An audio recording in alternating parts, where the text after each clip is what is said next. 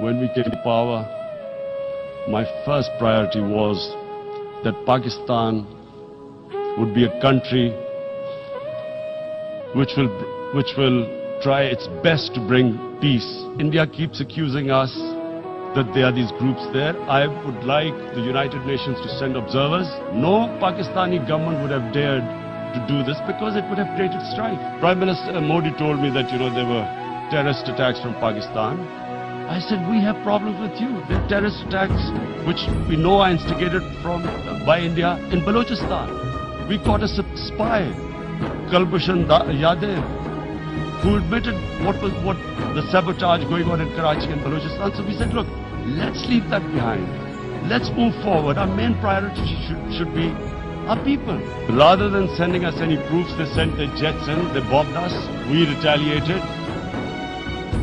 A jet, 2 of their planes were shot down, 1 pilot bailed out in Pakistan. We immediately returned the pilot, saying that, look, we do not want any escalation. Rather than taking that as a peace gesture, the entire campaign, almost the entire campaign of Mr. Modi in the election was how he had taught Pakistan a lesson that jets had killed 350 terrorists. Complete lie, they had just killed about 10 trees of ours. Mr. Modi used words like, this is just a trailer, the movie is about to start. I went into Pakistan and taught them a lesson. Then we discovered they were trying to push us in the FATF blacklist. That's when we realized there was an agenda. And that agenda became obvious on the 5th August. Narendra Modi is a life member of RSS. RSS was an organization that was inspired by Adolf Hitler and Mussolini. It was hatred for the Muslims and for the Christians. It was this ideology of hate that made Narendra Modi in 2002 do a pogrom against Muslims in Gujarat when he was the chief minister. Congress Home Minister gave a statement that in RSS camps, terrorists are being trained. And these terrorists butchered 2,000 Muslims and 150,000 Muslims were made homeless. Narendra Modi could not travel to the US because of that. India went against 11 United Nations Security Council resolutions. They went against Simla Accord, actually went against the Indian Constitution. Illegally, they revoked Article 370, which gave Kashmir the special status. What sort of a mindset would lay siege to 8 million people with 900,000 troops? Women, children, sick people, locked in as animals. Cruel things like what Narendra Modi has done. Does he think that people of Kashmir will quietly accept the status quo? Mr. President, 100,000 Kashmiris have died in the past 30 years because they were denied the right given by the United Nations, the right for self-determination. What is going to happen when the curfew is lifted will be a bloodbath. The people will come out. There are 900,000 troops there. They haven't come to, as Narendra Modi says, he's done this for prosperity of Kashmir. This is supposed to be for the development.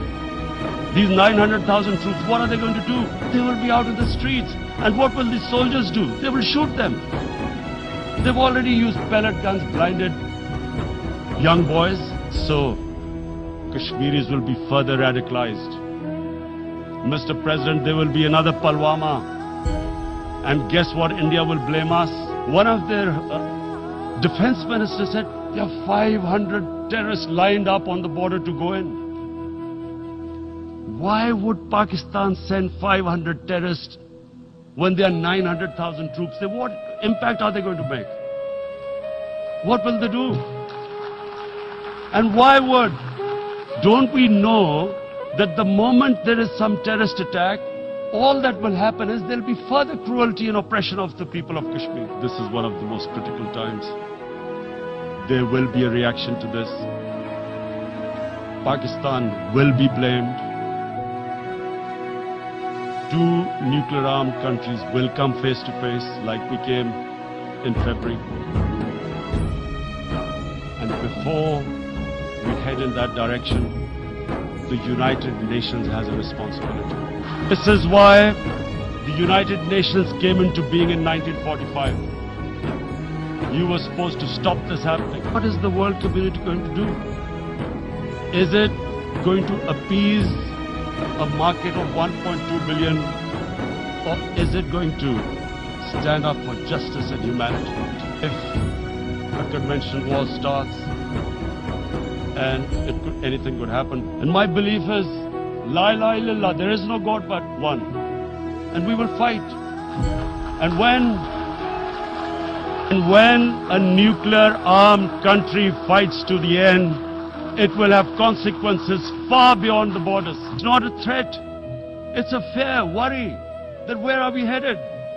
And I've come here to tell the UN, you've got to, this is a test for the United Nations. You are the one who guaranteed the people of Kashmir the right of self-determination. They are suffering because of that. And this is the time to take action. And number one action must be that India must lift this inhuman curfew, which has lasted for 55 days. It must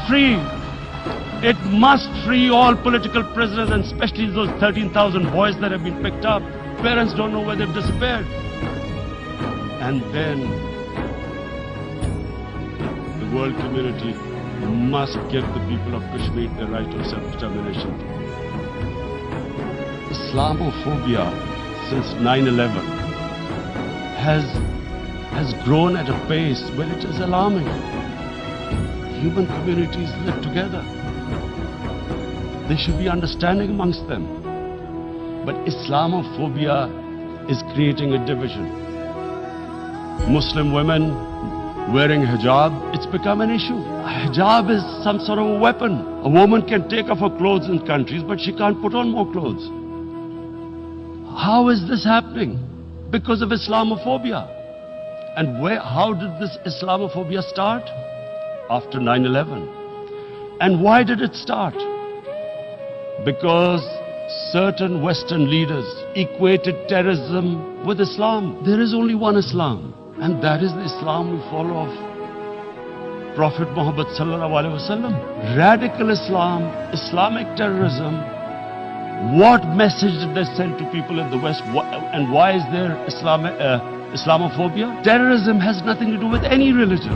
This Islamic terrorism, Islamic radicalism, and sadly used by leaders, this has been the main reason for this Islamophobia. And it has caused pain amongst Muslims. European countries, it is marginalizing Muslim communities. And we all know that marginalization leads to radicalization. We must address this issue. I'm sad to say that we Muslim leaders have not addressed this issue either. But unfortunately, the Muslim leadership was so scared of being called radical Islam that all of them became moderate. We in the Muslim world did not explain to the West that there is no such thing as radical Islam. After 9/11, Islam was supposed to be equated with terrorism, with suicide attacks. So this bizarre thing happened. No one explained. Suicide attacks and Islam were equated. No one did research that before 9/11, the majority of suicide attacks in the world were by Tamil Tigers, who were Hindus. No one blamed Hinduism, and quite rightly. Muslim leadership let the Muslims down. We should have explained to them what a prophet, peace be upon him, means to us. Prophet's life was living the Quran. He was an example of what the Quran guided us to be. So he is the ideal we all try to get to. The Prophet created the state of Medina. First time a welfare state was set up. The state took responsibility of the weak, widows, orphans, poor people, handicapped. It taxed the rich, spent the money on the poor. The state announced that all human beings are children of Adam, hence equal.